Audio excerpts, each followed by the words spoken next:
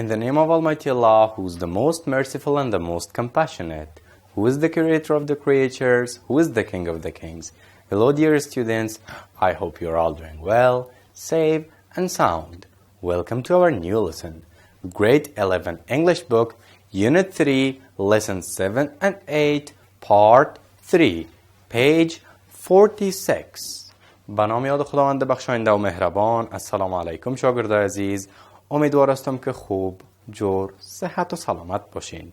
خوش آمدین به درس جدید ما و شما. کتاب انگلیسی صنف 11 هم، فصل 3 درس 7 و 8 بخش 3 صفحه 46 کتابتان. شاگردای عزیز قابل یادآوری است جناب محترم فایز جان، قیس و حامد هم غیر حاضر بود. این دوستایتان درس گذشته نبود. باید که یادآوری کنیم که درس 7 و 8 در کتاب یک جای است که نگویی که استاد درس 7 و 8 یک جای کردی ویره بخش کردی. نه، قند بچه روز گذشته در درس قبلی هم یادآوری کردیم ما که چی است درس 7 و 8 چی است؟ یک جای است. به اصطلاح قسمه که کتاب بر ما شما چی کرده یک جای گرفته. شما در قسمت بالایی ببینین lesson 7 and 8 درست؟ و ما شما ناگزیر کی را چی کنیم چندین بخش کنیم تا که بالای شما فشار وارد نشه و درس های را که ما میخوانیم شما چی کنین خوب یاد بگیرین و مفهومش گرفته بتونین. خب بریم کوتاه درس گذشته خودم مرور کنیم ببینیم چی ما و شما خواندیم چی یاد گرفتیم. Dear students, in the previous lesson we have studied one section and that section was revision. شاگردان نهایت عزیز ما و شما در درس گذشته یک بخش را مختیم و بخش revision یا بخش تکرار بود که در درس گذشته ما و شما یک قسمت یا یک پارت از درس خود خواندیم و مختیم در مورد دین مبین اسلام بود که ما و شما فهمیدیم که معنی لغوی اسلام چی است و پیام هدف اصلی دین مبین اسلام چی است. پرستش خداوند یکتا و یگانه و یک ما شما بفهمیم که خالق تمام مخلوقات، تمام زمین، تمام سیاره ها، تمام کهکشان ها کی است؟ جز خداوند متعال هیچ کس دیگره نیست. و چی مانده بر امروز؟ یا اینکه ببینیم که کدام بخش درس ما را امروز قرار است بخونیم. برای حمایت از ما چینل بیگم اکادمی را سابسکرایب کنید و سپس زنگوله را فشار دهید تا به تمام ویدیوهای درسی ما دسترسی داشته باشید و از آنها مستفید شوید. Dear students, in today's lesson we will study one section and that section is revision. شاگردان نهایت عزیز ما و شما در درس امروز قرار است که یک بخش را بیاموزیم. با ادامه درس و درس های گذشته خود ما و شما یک بخش را میاموزیم و او بخش ریویژن یا تکرار است. شما دیگه این رقم فکر نکنین که بخش ما و شما ریویژن است یا تکرار است یا مرور است. بو اینکه والا درس تکرار است من امروز نمیرم، من امروز نمیخوانم، من امروز متوجه نمیباشم. نه شاگردای عزیز، درست است که بخش ما و شما ریویژن است یا تکرار. اگر به یاد داشته باشین در درس های گذشته ما و شما درس چی را تکرار کردیم، درس چی را مرور کردیم؟ درس های گرامر یا قواعد دستور زبان ما و شما مرور کردیم درست. اما متن را ما و شما در درس قبلی خواندیم و در درس امروز ادامهش میخوانیم. این تکرار نیست بچه‌ها. متوجه باشین که این را اشتباه نگیرین که بگوین والا درس تکرار است، ما این در جریان فصل خواندیم، ما دیگه متوجه نمی باشم، ما دیگه چی نمیکنم، هیچ فکر من نمیگیرم که چی است. درس تکرار است. درس تکرار نیست، متن تکرار نیست بچه‌ها. متوجه باشین درس ما جدید است، لغات، کلمات، جملات جدید است، ما شما میخوانیم و یاد میگیریم. خب کارخانگی سپرده بودم بچه ها. ما به یاد دارم گفته بودم که قسمت اول یا بخش اول را خواندیم روز قبلی چی میکنین؟ گفته بودم که نوشته کنین. حتما دیگه نوشته کردین. قلم سرخ قیس عزیز همراه با چی؟ همراه با کتابچه‌تان هم مگی متوجه باشین همتون کتابچه‌تان سرمیزتون باشه. اما باز وقت آخر میایم چی میکنم؟ امضا میکنم. فعلا قلم، پنسل، کتاب، کتابچه همه چیز آماده. خوب دقت کنین درس به ادامه درس قبلی خود میخوانیم. صفحه 46 کتابتان از بچه‌ها یک بخشش یک قسمتش طرف سمت چپ ما شما خواندیم یاد گرفتیم. حال میریم به طرف حال میریم سمت راست را چی میکنیم؟ ادامه درس ما است او را میخوانیم و یاد میگیریم.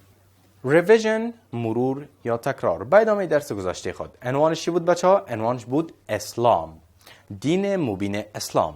من میخوانم، معنا میکنم، دقت کنید. Islam's main message is to worship God and to treat all God's creation with kindness and compassion. ببینید شاگردان نهایت عزیز، دین مبین اسلام، دین مقدس اسلام چه یک پیام داره؟ پیام اصلی دین مقدس اسلام پرستش خداوند جل جلاله و برخورد با همه مخلوقات خداوند جل جلاله با مهربانی و شفقت است. خوب دقت کنین شاگردان عزیز، این نکته را. یک سگ شما در روی کوچه میبینین، او هم چی است؟ مخلوق چی است؟ خداوند جل جلاله است. ما بارها روبرو شدیم، بارها متوجه شدیم که طفلا، حتی نوجوانا و جوانا چی میکنن؟ همراه سنگ میگیرن، او مخلوق خداوند جل جلاله را آزار و اذیت میکنن و با سنگ میزنن. چی یک پیام داره دین مبین اسلام؟ گفته که خداوند را پرستش کنین و با تمام مخلوق خداوند جل جلاله، حتی کوچکترین مرچه و بعضی چیزهای دیگه است که ما تا او را به چشم نمیبینیم، با خوبی، مهربانی و شفقت برخورد کنین. چی بانه دیگه؟ با انسان ها که تو با یک انسان چی کنی؟ با خوبی و مهربانی و شفقت برخورد کنی. ادامه میتیم. Rights of parents in old age, orphans and needy are clearly stated. دقت کنین بچه ها. حقوق والدین در دوران پیری، در دوران کهنسالی، یتیمان و نیازمندان به صراحت بیان شده. یعنی با والدین در مجموع جوانی، پیری چی میکنین؟ با شفقت برخورد میکنین، با مهربانی. با یتیما، با نیازمندا چی میکنین؟ با شفقت و مهربانی برخورد میکنین. کی چی هسته؟ به صراحت بیان شده و پیام خداوند متعال است. ادامه میتیم. Women's rights were safeguarded 1400 years ago when the rest of the world was in total darkness about emancipation. حقوق زنان 1400 سال پیش حفظ شده بود، زمانی که بقیه جهان در تاریکی مطلق در مورد آزادی بودند. یعنی تمام جهان چی بود؟ در مورد آزادی زنان چی بود؟ در تاریکی بودن و نمیفهمیدن در مورد حق و حقوق زنان. اسلام آمد و چی کرد؟ تمامش کلیر کرد یا به صراحت بیان کرد. ادامه میتیم. Islamic teachings encompass every imaginable situation and its rules and principles are truly universal and have withstood the test of time. تعلیمات اسلامی هر موقعیت قابل تصور را در بر دارد. خوب دقت کنین. قواعد و اصول دین مبین اسلام واقعا جهانی است و در مرور زمان این موضوع چی شده؟ فهمیده شده. یعنی قانون اسلام، اصول اسلام این نیست که مثلا صرف بالای یک کشور بوده باشه، بالای یک قاره بوده باشه که مثلا عربستان خانمایش، زنایش اینی حقوق داشته باشه، مسلمانایش این رقم باشه. این تنها مربوط به یک کشور، مربوط به یک قاره نمیشه. تمام جهان چیست؟ امی اصول و مقررات دین مبین اسلام در بر میگیره تمام جهان را. ادامه میتیم بچه ها. Islam teaches that the path to spiritual development is open to all. دین مبین اسلام یاد میدهد که راه رشد معنوی برای همه باز است. An individual who serves the one creator can seek nearness to God through sincere and earnest worship. هر فرد که خالق یگانه را جستجو کنه میتونه با عبادت خالصانه به خداوند متعال تقرب یابد.